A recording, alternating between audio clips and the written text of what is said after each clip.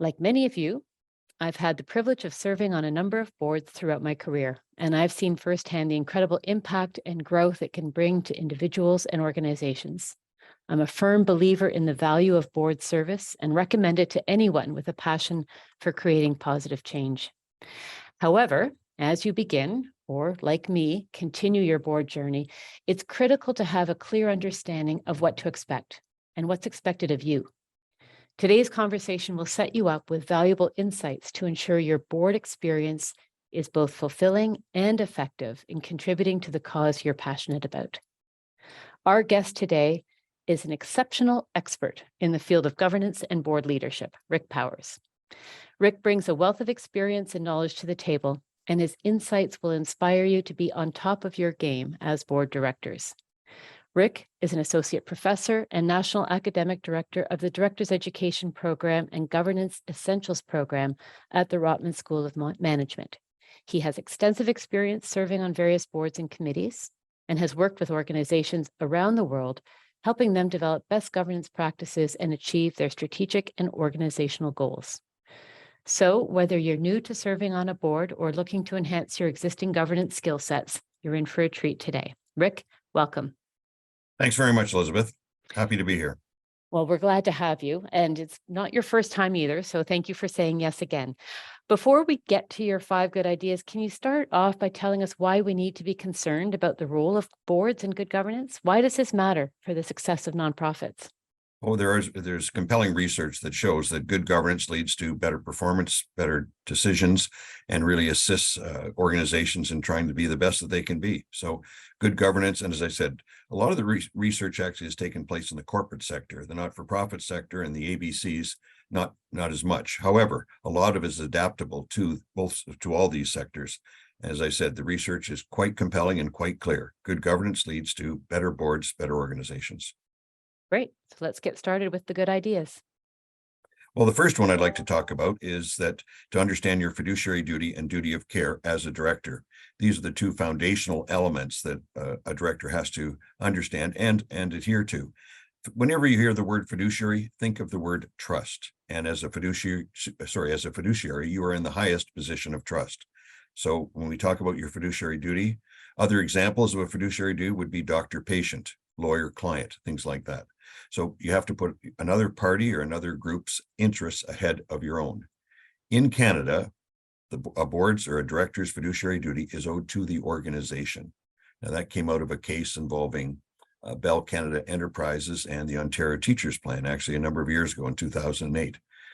And it is different in different countries. In the United States, in the corporate environment, rather than the organization, their fiduciary duty is owed to the shareholders, or you could view that as the members or participants in the organization. In Canada, it is different. It is owed to the organization.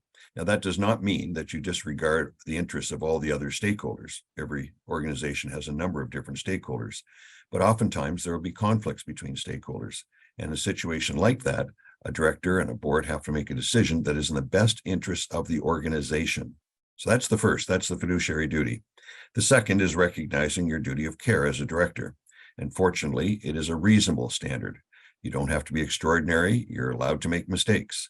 But in assessing whether someone has met the reasonable person test, that's the legal term that we use for it, they'll take a look at their various skill sets. So as a lawyer sitting on a board, if a board's decision or directors or my decisions were ever questioned, they would say, would someone with 20 years corporate law experience, was that a reasonable decision given their background and skill set?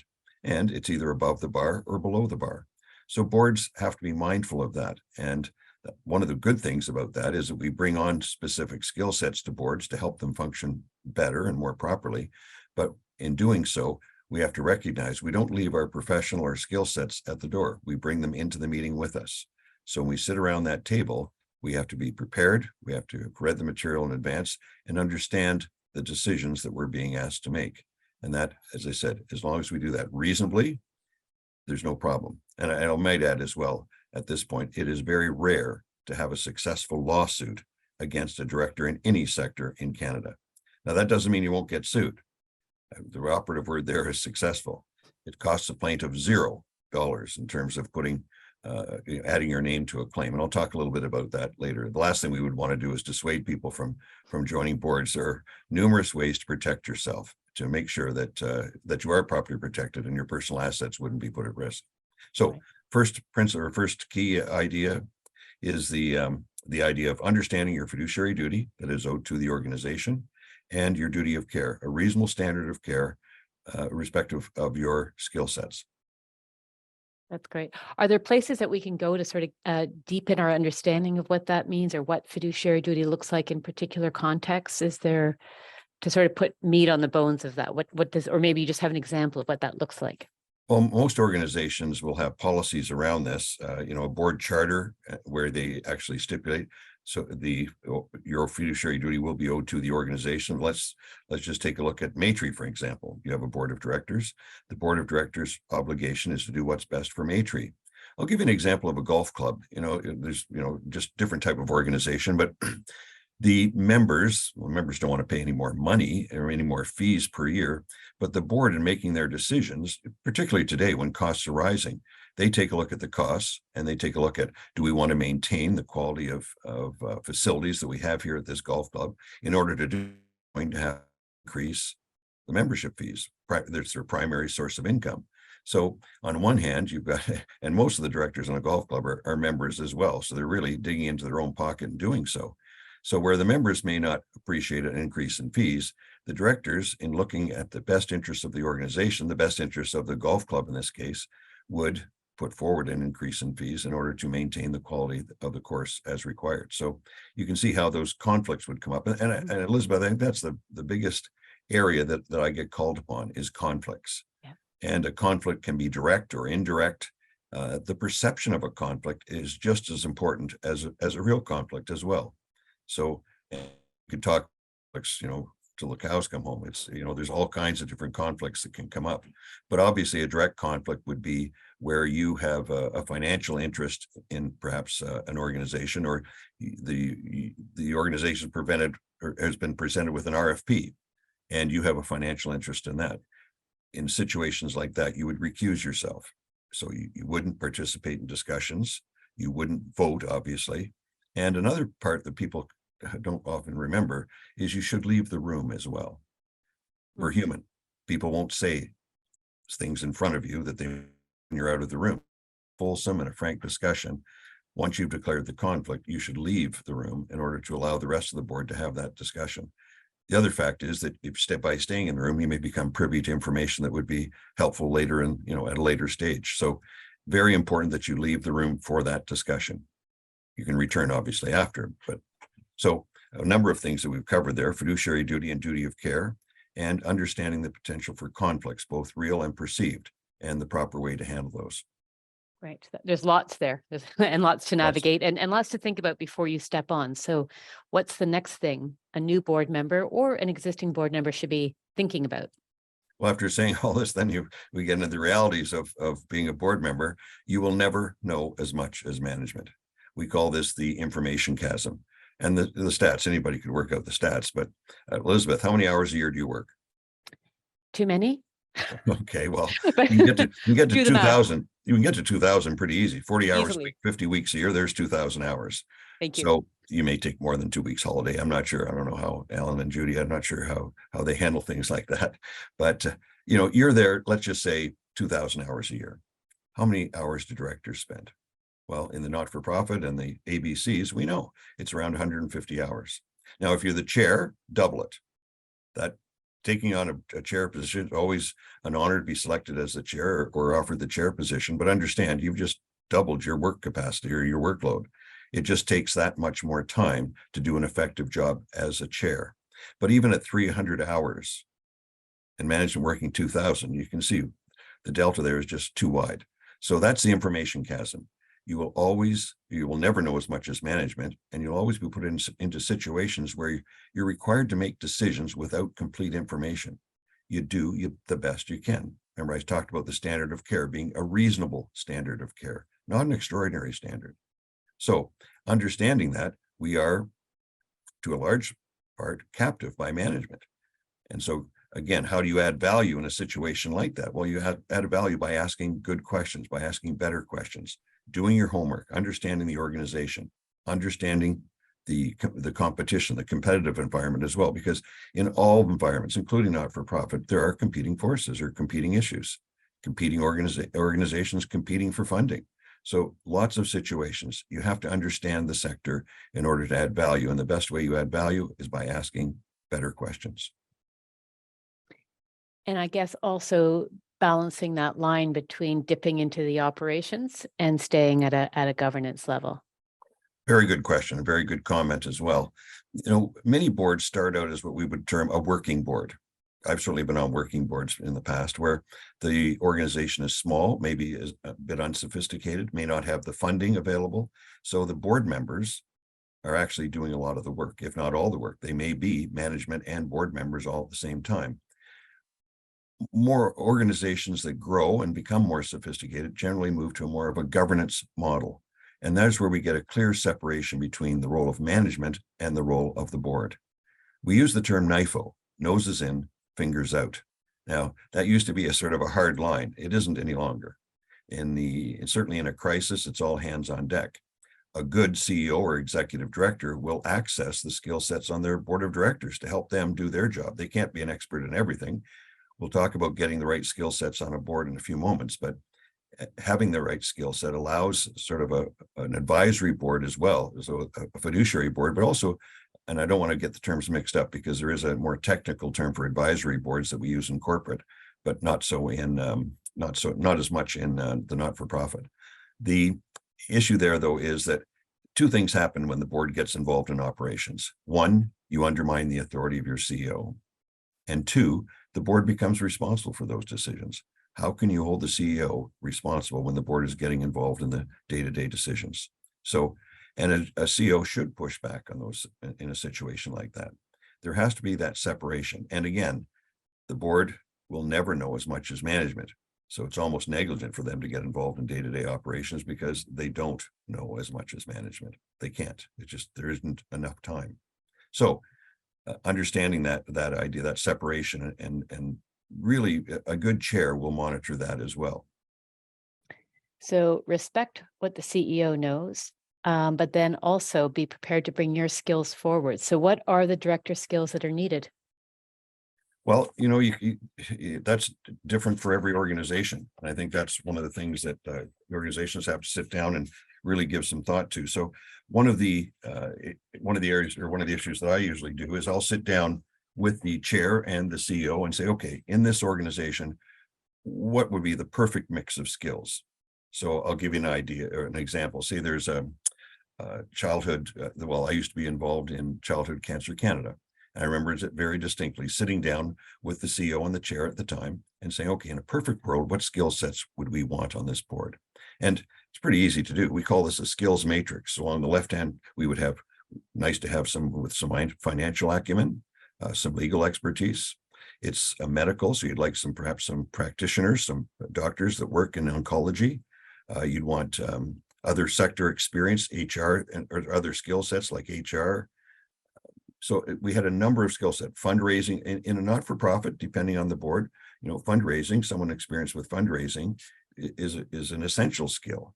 Many organizations, as you would know, Elizabeth, have split off that fundraising component to a foundation or something, but smaller organizations, they're all into one. So there will be some people on the board that have some understanding of that.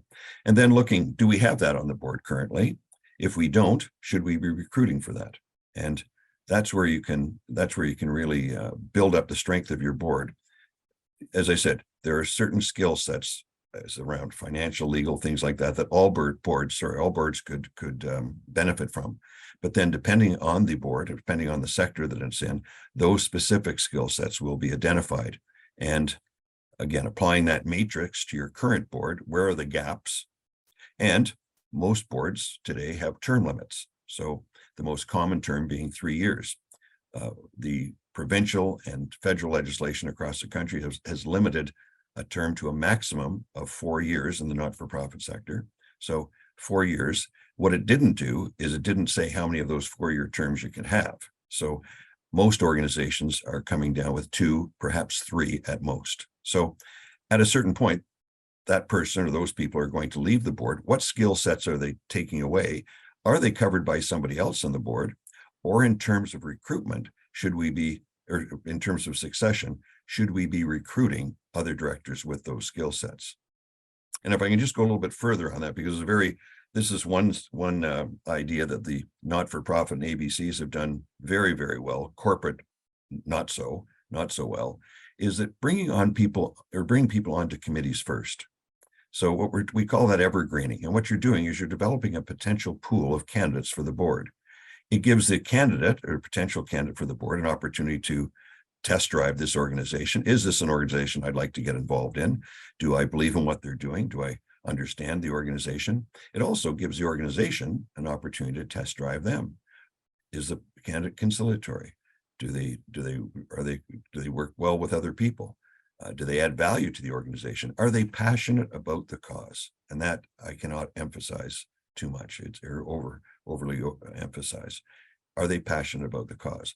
And by doing that, again, it's much easier to bring someone onto a committee. You don't have to go through an election or anything like that. And that you are developing a pool of potential candidates that could assume a board position in the future. So that's a nice segue into your fourth good idea. Succession plans for the CEO, executive director, and board members. So that's, we sort of got into that, didn't we? But what about the CEO? Well, let's start with the CEO or the executive director. It amazes me. It really does that when you talk to organizations, very few organizations spend nearly enough time on this. Oftentimes a CEO or an executive director, if they've been with the organization for a while, will predict their ending, say, I'm planning to leave in 2 years, and that's great. The worry around that is they become a bit of a lame duck, perhaps over the last little while. People know they're leaving. So most CEOs or executive directors, if they decide to leave, give the board reasonable notice, but not a long runway. So the board should constantly be thinking about this, even if with I did some work with a healthcare facility in Eastern Canada a short while ago. They had just gone through a change at the top. And in my final report, I wasn't critical, but I said, you should really be considering about succession. And they jumped back on me, Rick, give us a break. We just hired our CEO. Well, what if that CEO can't come to work tomorrow? There's a family emergency or a health crisis. They should have a short-term and a longer-term plan. The research is quite clear. You will have better, your fortunes in terms of a new CEO are much better if you can promote from within. But many organizations don't have the financial heft or financial capacity to have a strong number two. They just can't afford it. So they should have a sort of a checklist or a list of who are potential candidates, other organizations that in a pinch we could go to, or in terms of a timely succession, we could start to contact. But succession planning is so important. And the board has, we go back to our idea of governance versus operational. The board has one employee, the CEO. And, they have to respect that. But another part of that job, very important, is a succession plan for that CEO as well. So as much as they can, as much as their resources will allow, they have to have that. So again, hiring from within, certainly the research is quite clear. You'll have much more success doing so. But there are situations where you don't want to hire from within. And I don't want to throw anybody under the bus here, but if you take a look at, this has been in the paper, Hockey Canada. We know that a lot of the issues there were endemic to the organization. We don't know all the facts, and we probably never will. But once the CEO stepped down, a management team took over, but it was very clear right from the beginning, they were not going to appoint from within. And they've just appointed Catherine Henderson, who's the former CEO of Curling Canada. Cannot think of a better candidate to lead this organization. They're going to need a culture change, and she will bring that culture change. It's very hard to do that from within because those people have been inoculated in the current culture. That's where you have to go outside the organization. And again, I have full faith that Hockey Canada will be successful in turning the organization around. And Catherine and Hugh Fraser, the board chair, are certainly the people to lead it. That's a great example. Because it gets into that cultural piece, which is so critical to an organization's ability to thrive and live out its vision. Your fifth idea is one that I always drag myself to reluctantly because I'm not, as you saw with how many hours a year I work, I'm not good with the math. Yes. So what is your fifth idea? It is to understand the financials. So stay on top of the financials, embrace financial literacy. Financial literacy is the term everybody's using today. What does it mean? Well, it certainly doesn't mean you have to have a CPA or some other financial or accounting designation. But at a very general level, it means understand financial statements. As a board, you are going to be asked to approve the financial statements. We have audit committees where you'll have that financial acumen around the table. They can do the hard lifting or the heavy lifting, but those financials do come back to the board. What do they say? You should understand the difference between a balance sheet and an income statement, a cash flow statement. And fortunately, there are lots of organizations and opportunities to buttress your skills around financial acumen. At the Rotman School, we run a short program. The organization that we're involved with, the ICD, Institute of Corporate Directors, they occasionally run these financial literacy programs. I know there's others as well around the country. They are short, they are inexpensive, and they are very, very valuable. If you understand the financials, then you're a long way into having a very successful organization. And Elizabeth, we know there have been examples where people have not been on top of the financials. Now, again, we never know all of the facts, but if we look at Goodwill, Toronto, a few years ago, I think that must be 6 or 7 years ago now. Yeah. But again, the story goes on a Thursday night at 10 o'clock, the board was meeting and they find out, remember, Goodwill had other organizations across Southern Ontario. Goodwill Toronto, if we want to call it that, was sort of the umbrella organization. And they find out that they have a payroll the next day that they can't meet. And, how does a situation like that develop? How does it happen? Well, again, we don't know all of the facts, so it's unfair to go back and criticize the board or management, but something happened there. And as a result, Goodwill Toronto went. Now it has resurrected itself, but not nearly to the size it was before. And I'm not sure what happened to the other organizations that were under their Toronto or Goodwill Toronto umbrella in places like Barrie and Belleville and other centers where they sort of, as I said, it was sort of the umbrella organization. I'm not sure if they ever came back or not, but these things can happen. So having a good understanding of the financials, what is the monthly burn? Where are financial sources? Not being dependent on one financial source. I've certainly been involved in a couple of organizations where we were dependent on government funding, and all of a sudden that government funding can have catastrophic effects on the mission of an organization. So having other sources of funding, so you're not dependent on just one source. If it's a corporate donor, situations change, executives change, priorities change, and you may not be their priority in the future. So again, I'll give you an example there for our Governance Essentials program. We were very fortunate years ago to have TELUS Corporation as a sponsor, and they were wonderful. But their focus shifted to more children's-based charities, and they gave us a 3-year runway and said, we're going to give you 100% this year, 2/3 next year, 1/3 the year after.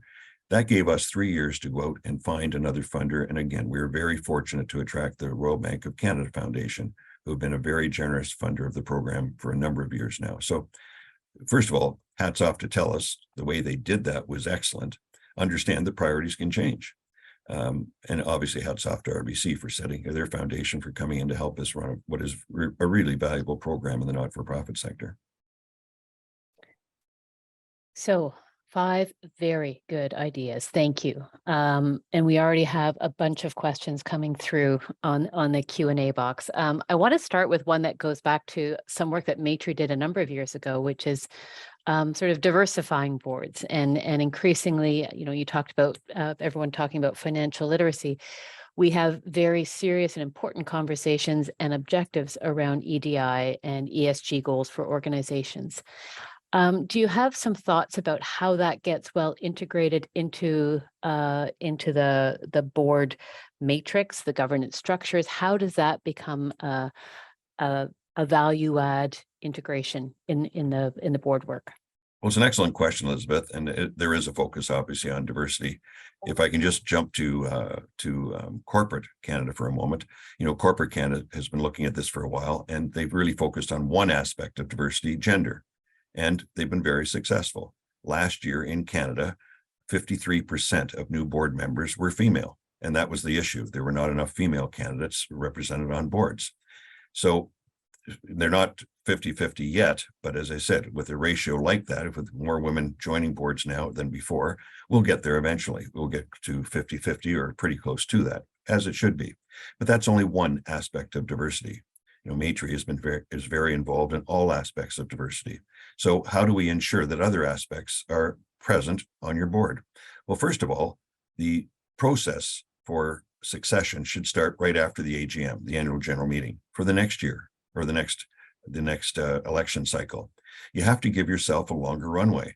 Typically, the AGM is coming up and the chair looks down the table at a board meeting and says 4 words. Does anybody know anyone? And we tend to know people who look a lot like us. So if you really want to have diversity, and diversity comes with diversity of thought as well, you have to give yourself a longer runway. I have an excellent example. I actually sit on the nominations committee for the Canadian Olympic Committee. And I would encourage anyone to take a look at the board of our Canadian Olympic Committee. It is a very diverse board because we work at it. We start 2 years before we have an election cycle every 2 years. We have a meeting coming up for the elections that will take place a year next April.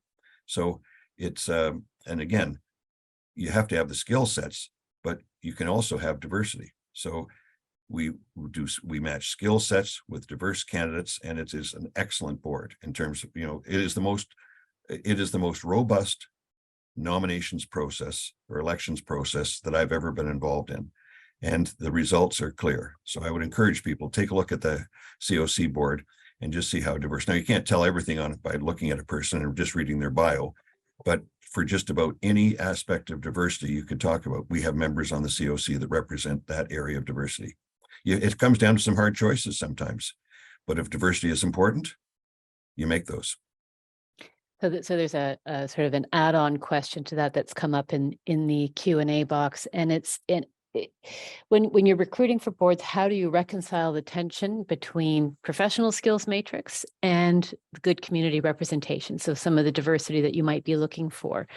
From racialized groups, perhaps people with lived experience, people who have been clients or users of the organization's programs, and they may not have the typical board skills, but still bring important perspectives to the board work. Are there lessons learned? Are there good practices in this regard, or how do you strike that balance? Well, I guess if the question is how do you strike the balance between skill sets and diversity, that would assume that you can't have both. And my answer would be, yes, you can. Yep. And if the first tranche, so I'll give you an example. We, at the Canadian Olympic Committee, we put out a call for directors, and, the first tranche of candidates that came in did not represent all of the areas of diversity that we were looking for. The board had talked about this, and I think they'd given us 11 different areas of diversity, everything from French English to able athlete to para athlete to summer sport, winter sport, to, just LGBTQ, like it just goes on and on. There was a laundry list. And I remember looking at it, how are we going to find all these candidates and have the appropriate skill sets as well? Well, what happens when the first tranche of candidates came across the board that did not represent some of the concerns we had around diversity? Remember, I talked about giving yourself a longer runway. We had the time to go out and discussing these issues among our committee. We were able to identify people that did have those skill sets and represented different aspects of diversity or lived experience. And we went and asked them. And again, more of a reach out. And what's surprising is, first of all, they were eager to assist. And 2, they'd never been asked. That was the issue. So again, giving yourself a longer runway, recognizing that skill sets and diversity, you can have both, and going after it. It has to be, it's a task, but it's a very important task, and you will end up with a diverse board if you follow those steps. Lots of good advice in there. This session is about getting people thinking about joining a board and what their considerations should be. Can you comment on doing your due diligence before joining a board? What does that look like? What should you, as a potential director, do to ensure that the board is right for them, the organization is right for them, the role is right for them? Well, a couple of things there, Elizabeth. I teach a course on governance to the executive MBAs, who tend to be a bit older than MBAs. MBAs are, early 20s or so. Executive MBAs tend to be in their 30s, early 40s, just a bit more work experience. Oftentimes at the end of the program, they say, I really hadn't thought of joining a board. I really enjoyed the course. What board do you think I should join? And I can't tell you that. You have to be passionate about the cause or you won't stay. So think about the things that are important to you. And then, as I mentioned, approaching a board and asking to get involved in a committee. That is what I think a reasonable but a very good first step, because as I mentioned previously, you don't have to go through an elective process. It's really up to the chair and the chair of that committee and possibly the CEO to determine whether you have an appropriate skill set that could add value. And then as you get involved, I would ask to see certain things. I would want to see the strategic plan. I would want to see their financial statements, and I would note particularly the notes to the financial statements. Are there any impending lawsuits, for instance, that the organization is dealing with? I would want to talk to senior management, talk to other directors. Many boards will have a mentoring system where a senior director, a current director, mentors a new director. There's, in the limited time that you have at your board meetings, it's always very helpful to have that relationship with another director where you can ask, can you give me a few minutes? I don't understand the background of that. How did we get here? Or why are we making this decision? Rather than taking up valuable time at the board, they can have those off-board discussions to fill each other in and really act as a true mentor. The other thing that's very important is to make sure that you have director and officer liability insurance in place. And again, I can't overemphasize the need for that. Most organizations' bylaws will have an indemnity where they will indemnify you against any costs or expenses you may incur in your role as a director or officer of the organization. That's the first step. That's great. Actually, a previous first step is just to do your job as a director. Remember, as long as you've met that reasonable standard, reasonable standard of care, that's your first line of protection. Do your job as a director. Second, make sure that there's, as I said, an indemnity in place. Now, the only problem with an indemnity is it assumes that the organization has some assets that could be used to backstop any potential claims.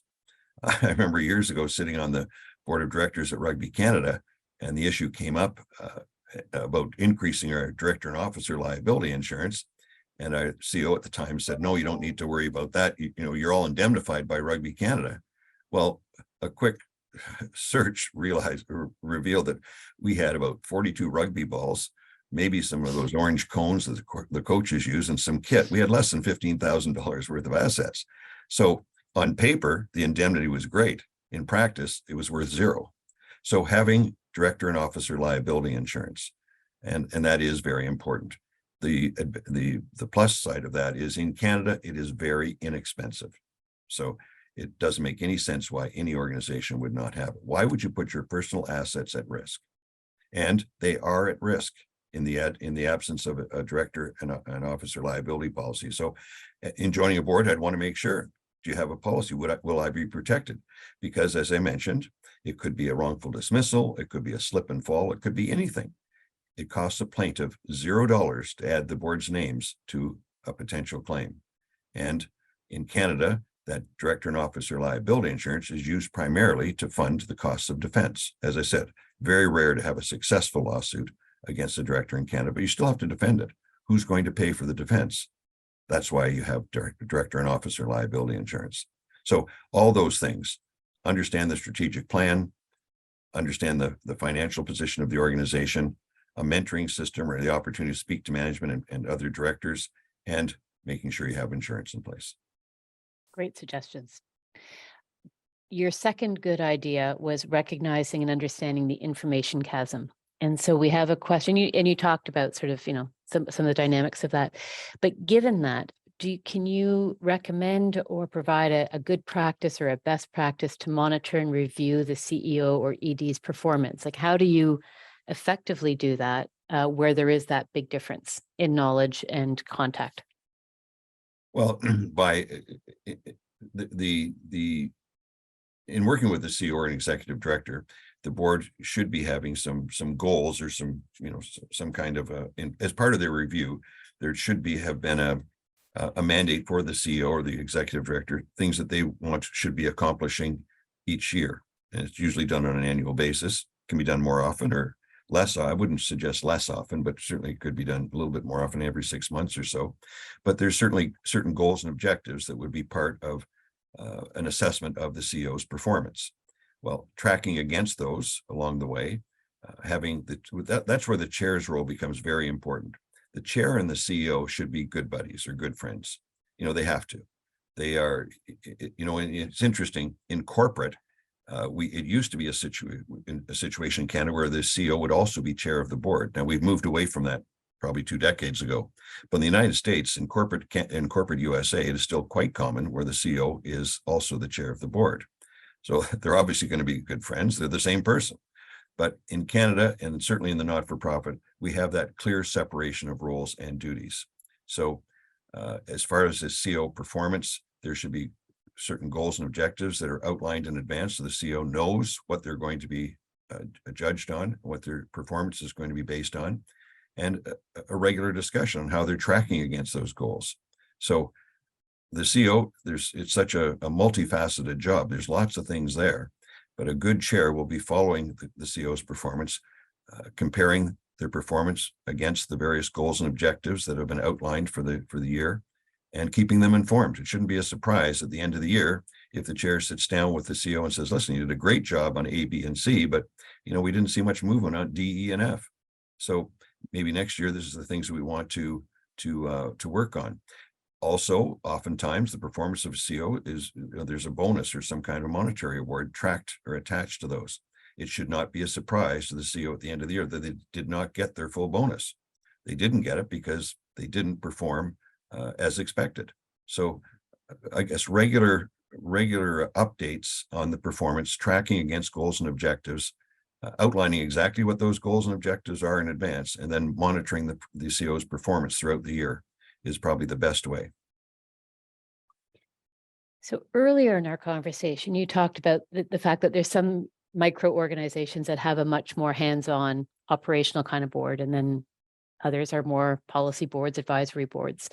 One person is asking, when you're moving from one to the other, when you are growing and now you want to morph into a board that is more advisory, more governance, more policy focused, do you have tips on how to manage that sensitively in a way that empowers the board to start thinking outward and to get out of the weeds?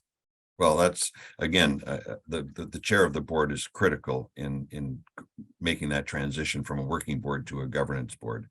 And that's where the chair really has to pull back the directors. I've certainly been on a number of boards where we've gone through that transition, and a good chair, when a director comments or is questioning or drilling down too far into the organization, into the management of the organization's operations, a good chair will pull them back and say, Elizabeth, good question, but let's leave that with Rick for now. That's his job. All right, we want to focus on some other issues here and steer the discussion back to more governance issues, the governance role of the board. There's no magic bullet there. And as I said, sometimes the board has to get involved in operations because there may be a crisis or they're lending their expertise. But generally, I think that a good chair will manage that, if I can call that transition from a working board to a more of a governance board. And it really is identifying those areas that are operational and leaving them with management, and leaving the board to look at the governance issues. And again, we do that. We haven't talked about committees yet, but a board can delegate responsibility to committees. They cannot abdicate that decision-making responsibility. Committees make recommendations to the board. So the standard committees that you're going to have is an audit or finance committee. I would suggest you have a governance and nominations committee, and oftentimes an HR committee. Now, again, depending on the sector, depending on the business or the mission of the organization, you may have others. In healthcare, they're required to have a quality committee, for instance. And there may be other legislation demands of certain organizations. But with those committees, and that the idea that a lot of the heavy lifting takes place at committees, that's the other thing. You don't want to rehash everything at the board level. That's one of the other things I've seen in the past, where someone on the board or on a committee didn't feel that they got their, the people didn't follow their direction, so they didn't win at committee. So now they try to win the argument at the board. No, that just duplicates the role of the committees and the boards and wastes time. And time is the most precious resource that you have. So again, having faith in your committee process, doing heavy lifting and making sure that the board or that committees are making recommendations to the board to consider based on their work or their previous work. So that's interesting that you've touched on the committees as another sort of lever in Yes. moving a direction of a board, because someone sort of adds on to this with the question of, well, what happens if the board chair actually isn't understanding that they're in the weeds? Are there strategies, or is there any advice on how to manage that power relationship if the chair isn't in the right place?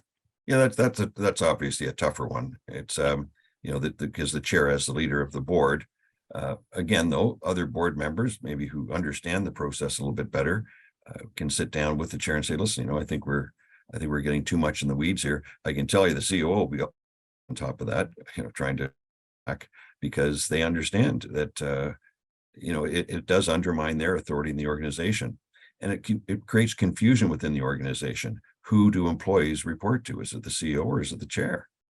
And that's the other issue that I would mention at this point, is that it's in to have proper governance, there has to be some holdback, I guess, a bit as well. Directors should not be unless there's a specific purpose or it's been set up in advance. Directors should not be contacting staff directly and asking them to do things for them. It really puts a staff person in a difficult position. They're being assessed by the CEO, but here they're doing, they're not doing their job necessarily. They're doing other work for a board member. So when a board member has questions, oftentimes they should be directed through the chair, so the chair can inform the CEO and we can get the answers that way. But again, having directors contact staff directly is a recipe for disaster in most situations. Here's a really good, straightforward governance 101 question for you. Can or should a paid employee, like the CEO or the ED, be a member of the board? Do they sit on the board, or do they sit in on board meetings? That's an excellent question. Who asked that? Let me see that one. That's Wong. Well, that's a good question. And fortunately, I know the answer. So that's even better. And there is a difference in Canada.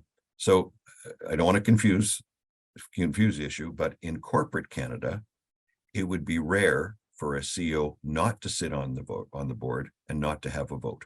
So CEOs in corporate Canada sit on the board and they have a vote. They just have one vote, and an average board size of 9 to 12 or so. It's one view. People could say that's a pretty powerful view when it comes to from the CEO, but in corporate Canada, they sit on the board and they have a vote. In the not-for-profit and ABCs, the CEO does not sit on the board, and as a result, they do not have a vote. We've moved a little bit differently in the not-for-profit sector. The CEO reports to the board, and in order to enhance that what's the word I'm looking for, Elizabeth? Relationship, accountability. Well, accountability, I guess, but the independence. Sorry, the independence. That was the word I was looking for. That's what you were coming up with that next, weren't you? Yeah. Absolutely. We're supposed to be a team here. So to get that independence, we've separated those positions. In the not-for-profit, the CEO does not sit on the board and does not have a vote. However, they do attend board meetings to provide information, and that's important. Who knows the organization best? So they're at the meeting, but they do not have a vote. That would be the general rule. It's a good rule of thumb. Here's a question that taps into your experience crossing corporate and nonprofit boards and organizations. Within a lot of nonprofits, they have recruited board members who have a lot of experience in the corporate sector because they have the skills needed, but they don't necessarily understand the context of nonprofit work. As a result, they may try to implement strategies for the nonprofit that don't really work because nonprofits might have a different logic of what they're doing. They don't necessarily run the same as businesses. What suggestions do you have for boards experiencing this tension? Again, another interesting question. I have to think about that one a little bit, but I understand the question. It's it's interesting. We usually find the opposite, that we have board members that leave their skill sets, their corporate skill sets at the door, and think that not-for-profits aren't as important or not as sophisticated. Well, they are, and I would hazard by saying that they're more important in many cases. Again, most corporate policies or corporate, they're referring to perhaps strategic plans, things like that have worked in corporate. How do you adapt them? Well, there is most organizations can adapt and use those policies or skill sets that worked in corporate. I think it's up to the chair to determine, what is the mission of the organization. The difference obviously is we don't have a share price. We don't have a return on equity. We don't have many of the metrics that we'd use to judge corporate. So again, understanding what are the metrics that we're judging this organization by, what is the mission of the organization? If it's in healthcare, how many people are we helping? How many patients can we see a day? If it's in education, are programs appropriate for the clientele? Are the costs reasonable? Can they be afforded? Things like that. So we have different goals and objectives within the not-for-profit and ABCs in many cases. So understanding exactly what those goals and the mission of the organization is, and then adapting some of those policies that have worked in corporate to that environment. I think that's what they're asking. How do they do that? Well, with experience. So with people who've done it before, with a chair that understands the difference between the two different mandates, where one is profit oriented and the other is not. So the other thing to understand is, in most cases, directors on not-for-profits are volunteers. How do you engage volunteers? And that's what goes back to what I talked about previously. They have to have a passion for the mission of the organization. The average salary for a corporate director in a publicly traded company in Canada last year was just over $200,000. That's what your time is worth. Now, you may not be putting in the same number of hours. Corporate directors are putting in close to 300 hours per year. We know the stats in the not-for-profit is generally about half that. And we can figure it out. You can figure out how many meetings a year, there's committee meetings, things like that. I suspect most organizations will run between 100 to 150 hours in the not-for-profit sector. But how do you, that's 3 work weeks. How many blocks of 3 work weeks do we have to devote to another organization? Do we have a family? Would you like to see them? Are you still working? Are you retired? How many boards can you sit on when you take a look at that? So again, understanding that, I think I've said what I wanted to say in terms of getting involved in boards. Just you have to have that passion for the cause, or you won't stay. Well, and I think the point you made just at the end there also, how many boards are you going to sign on to? Because what time do you really have to give, because you need to do the job well? Yeah. Because it can be very tempting to say, yes, yeah, sure, sign me up and I'll show up for the meetings, but there's pre-meeting work, there's other things to be done. And so making sure that you understand the time commitment is so important. Well, it is. It's a profession, and it is serious work, and it is serious, and there's liability that follows that. So it is important to understand exactly what your role is. Our first point today was understanding your fiduciary duty and standard of care. That if you understand those 2 principles, you're well on your way to being a good director.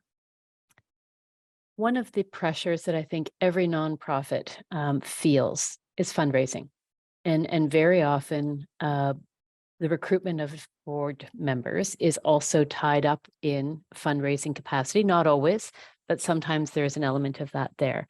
What is the best role for a director in fundraising, or is it just a matter of being clear about the expectations? Elizabeth, I think your latter point is the one. Be clear about the expectations. I had a situation where, I won't say the board, but I joined a board a number of years ago. I went to the very first meeting, and the foundation person, or the person running the capital campaign, got up at the meeting, and this is my very first meeting, by the way, and said that very pleased to announce that 92% of the board has made a contribution to the capital campaign. Now, I'd never heard that stat before, and I thought that was fantastic, 92%, until I looked around the room and realized I was the 8% that they were missing. So in joining in the not-for-profit sector, I think you just have to be clear about the expectations. There is a need for funding. If you're passionate about the cause, you won't mind contributing to the organization. It shouldn't be an expectation, but the reality is that oftentimes board members will be called upon to give some money from their own, their own circumstances to the organizations in respect of that passion for the cause. So, in terms of good governance, good practice, what does someone do if they're a member of a board and their board chair displays racism? I'll throw in any of the other discriminatory practices, more than discrimination, harassment, depending on how it's expressed, racism, transphobia, sexism, what have you. What do you do if that's your board chair and you're a board member, say you're a new board member? What are the avenues to call him Well, or her to account? Well, a chair is just another board member. They have a different title. So, and in most organizations, the chair is selected by the directors. So once the AGM has taken place, if depending on the term that's in place, obviously, but the incumbent directors choose the chair. Well, the bylaws should also allow for the removal of the chair or a director. Oftentimes it comes with what we would call not a simple majority, but perhaps a super majority. So you don't have factions within the board. That type of behavior should be dealt with like right away. Again, it's tough to do sometimes because you're on a volunteer board. The easiest solution is just, well, I don't want to be involved with this board, and you leave. But that doesn't solve the problem. The problem is that you have an inappropriate chair. So how do you remove the chair? Put a motion on the table. I would suggest that the directors have a conversation with the chair and explain that this behavior is not going to be tolerated, and unless they're prepared to change and to apologize and change and show how they're going to change, whether it's taking some sensitivity training or whatever you want to call it, something to, it might be they just don't understand some of the principles. Now, I find that hard to believe in the world today that they would not be aware of those types of comments. But I would encourage board members. It takes a strong person, obviously, to put their hand up because there is a power imbalance. But I would look to support around other directors. They can't be the only one that's heard this, and speak with the chair. And if there's no apology or they don't seem to understand what they're saying, I would put a motion on the table to remove the chair. And if unsuccessful, well, then the director or the person involved has a tough choice. Do they stay with the organization? Do they leave, come back another time perhaps? Or, again, I don't want to encourage people to leave the organization because they're there and they're performing good work. But no one wants to do their work in an environment characterized by that type of behavior. So you end it. And again, organizations, I've been involved with a couple of organizations where that's happened. I don't want to name them now, but it happens. But it does take a strong director to put their hand up and say, listen, that is inappropriate. And we have to do something about it. So make the change. Remove directors. The bylaws, a good set of bylaws, and most standardized bylaws would have a mechanism for changing or removing a director. A director includes the chair. It doesn't have to say chair. The chair has a special title, but they are a director. Is there also value in having organizational or governance policies around anti-racism and anti-harassment as a place to point to as well? Or, I mean, at the end of the day, if someone's going to behave badly, they behave badly, but does that help in any way? It does, Elizabeth, but I can tell you, I find it rare where I see those types of policies. The things that you're talking about right now, I think are table stakes. You sit on a board. That's just like you have. I saw well, I call them table stakes or whatever. But to participate in this conversation today, people had to adhere to a certain policies of Matry.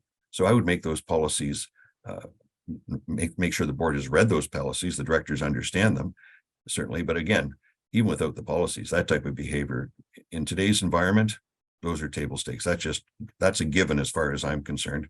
Always nice to put it in front of them so they've been made aware of it, but they should be aware of it before they even get there.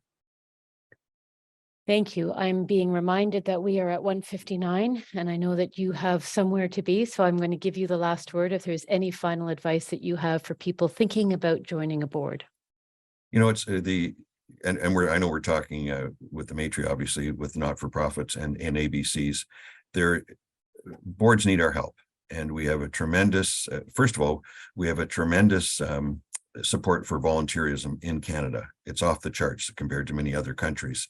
So people have an opportunity to give back, and they're taking that opportunity. Use your skill sets. find organizations that you're passionate about. I think that word passion cannot be underutilized. You have to be passionate about the cause, or you won't stay, or you won't enjoy your experience.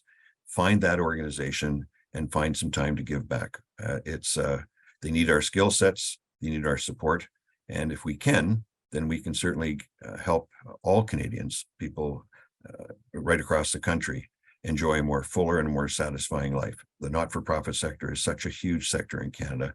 Fortunately, we have the people that are supporting it. So I would encourage them and promote good governance. So thank you for listening today. I hope it was helpful. And certainly, Elizabeth, I'm sure you put it on your website. If they have other questions, I'd be happy to entertain them in the future. Just send me an email and I'll get back to them as soon as I can. Terrific. Thank you again, Rick. Just a great conversation. And thank you to our audience for being here.